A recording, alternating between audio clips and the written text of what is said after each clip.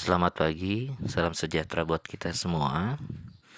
Hari ini kita mempelajari bab 5, yaitu komunikasi dalam jaringan.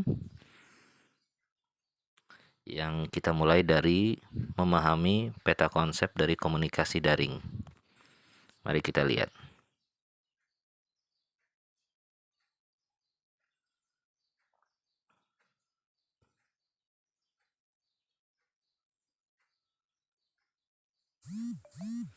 Baik, sekarang ada pembagian komunikasi dalam jaringan. Yang pertama, komunikasi daring, komunikasi chat mobile device, Dropbox, vlog, Google Form, surat elektronik atau surel atau email, Skype, blog, dan terakhir adalah kolaborasi data dengan Google Drive.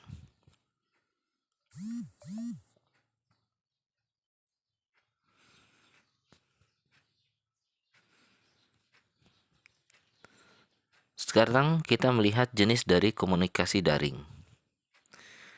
Komunikasi daring, yaitu komunikasi via jaringan, itu terbagi menjadi dua jenis. Yang pertama, komunikasi secara sinkron atau serempak, dan yang kedua adalah komunikasi asinkron atau tidak serempak.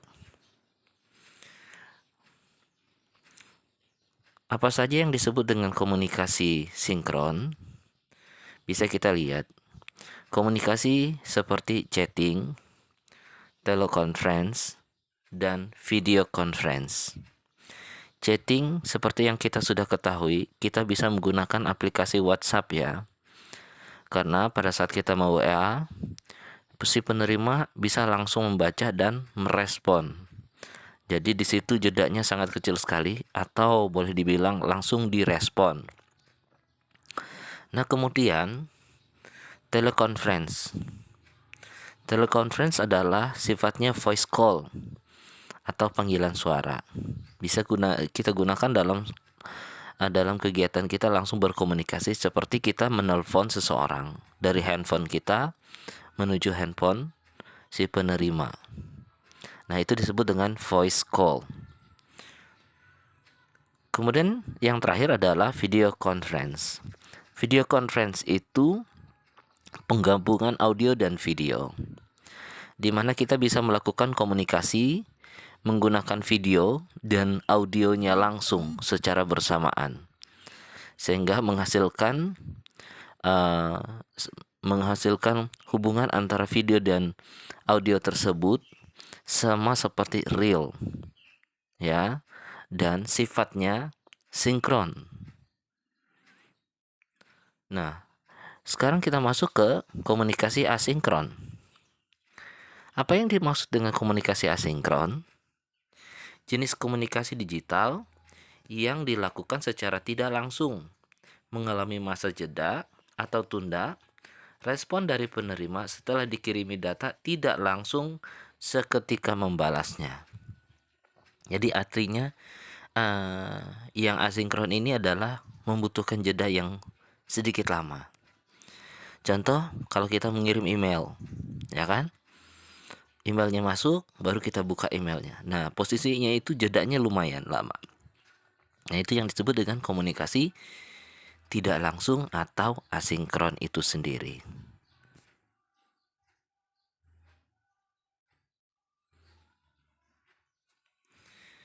Mari kita lihat jenis komunikasi daring. Yang pertama yang perlu kita harus pahami adalah komponen agar komunikasi daring bisa berjalan dengan baik. Apa saja itu? Ada 4 jenis. Yang pertama hardware, kedua software, ketiga brainware, dan keempat jaringan internet itu sendiri. Apa itu hardware? Hardware adalah alat bantu yang sifatnya fisik, di mana kita bisa sering melihatnya, yaitu seperti handphone itu sendiri. Nah, handphone adalah salah satu hardware yang digunakan untuk melakukan komunikasi. Oke, sampai di sini saya berharap anak-anakku sekalian bisa mengerti ya. Kita lanjut. Kalau software, apa sih software? Software adalah aplikasi yang dihubungkan dengan hardware sehingga mereka bisa berkolaborasi. Tanpa software, tanpa hardware, komunikasi tersebut, yaitu komunikasi dalam jaringan, tidak bisa dilakukan. Ya. Kemudian hal yang terpenting lagi adalah brainware. Apa sih brainware, Pak? Brainware adalah skill dari pengguna tersebut. Skill dari pengguna untuk menggunakan aplikasi tersebut. Sehingga aplikasi itu dapat berguna dengan efisien dan efektif. Nah, yang terakhir adalah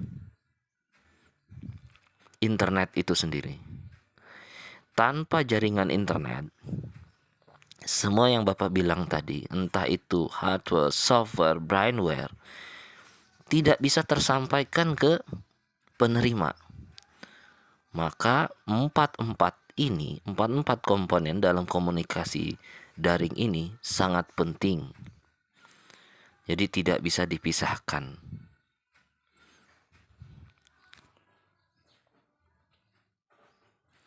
Nah, oke. Dan pembahasan Bapak yang terakhir adalah tentang surat elektronik. Bisa kita lihat di slide kita, di slide yang Bapak tampilkan ini. Surat elektronik disingkat dengan kata surel ya, atau electronic mail. Ya, bisa seperti tertulis di situ, teknologi surel merupakan solusi paling praktis sebagai sarana mengirimkan pesan baik dalam bentuk teks, file audio, video, dan file jenis lainnya secara cepat melalui internet yang mulai menggantikan peran pengiriman surat melalui kantor pos. Benar, ini adalah hal yang praktis. Karena di luar maupun di kita sekarang, semuanya untuk mengirim data yang lebih aman menggunakan email, Gmail.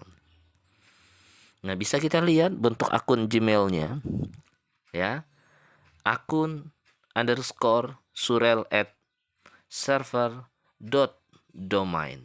Nah, katanya itu bentuknya. Contohnya bisa kita lihat smkbisa2018@gmail.com.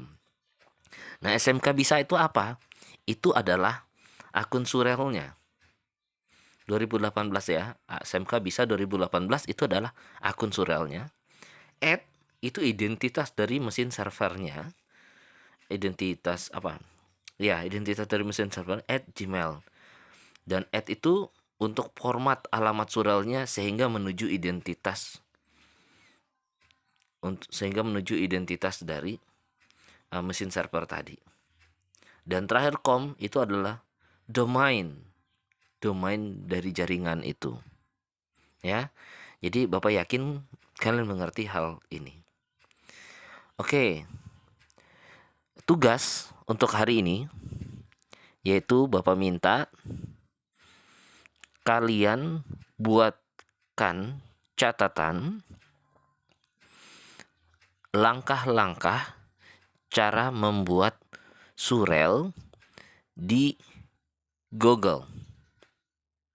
Ya, artinya Bapak mau kalian membuat langkah-langkah membuat surat elektronik menggunakan Gmail di buku catatan kalian, dan minggu depan Bapak akan cek tugas itu.